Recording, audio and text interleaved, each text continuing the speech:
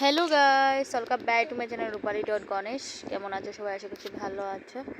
তো আশা করছি ভালো আছো। সবাইকে গুড মর্নিং। গুড মর্নিং বলতে প্রায় 11টার মতন বাজে। আর এই যে দেখতে পাচ্ছ 10:30 11টা এরকমই হবে।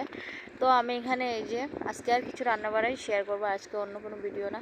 তো আমি তেল গরম হওয়ার পরে মাছগুলো দিয়ে দিলাম আর এক এক করে মাছ অল্প ভেজে নিলাম। এগুলো যেহেতু ছোট মাছ, তো তার জন্য আর কি মাছগুলো ভাজছিলাম। আর সব মাছ ভাজার পরে এই যে দিয়ে দিলাম মাছের ভিতরে এই যে পেঁয়াজগুলো।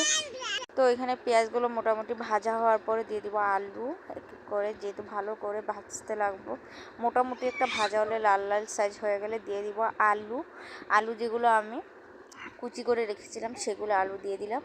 আর যেহেতু ছোট মাছ, এর মধ্যে 12 জাতের মাছ, তো সেগুলো দিয়ে এরকম রান্নাগুলো হলুদ মরিচ জিরা লবণ একসাথে মিক্স করে এই যে মেখে নিচ্ছি, মানে ইয়েতে দিয়ে দিব আর কি।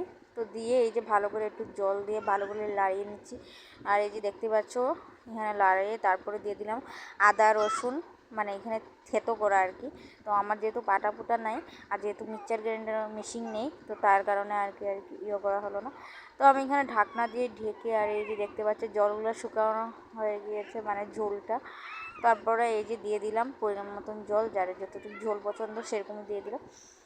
তো আমাদের তো বেশি ঝোল পছন্দ হয়, তো তার জন্য ঝোলটা একটু বেশি করে দিয়ে দিলাম। আর তারপর দিয়ে দিলাম মাছ। আর মাছ দেওয়ার পর এই যে দেখতে পাচ্ছ মোটামুটি তেলটা একটু বেশি হয়ে গেছে তরকারি। তারপরে হলো টমেটো, তারপরে হলো এই যে এটা কি জানি পাতা বলে, এটার নাম কি জানি।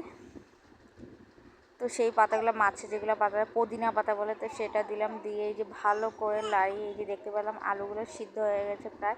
তো এবার নামিয়ে নিব যেহেতু, তার জন্য। তো ভিডিওটা ভালো লাগলে লাইক শেয়ার কমেন্ট অবশ্যই।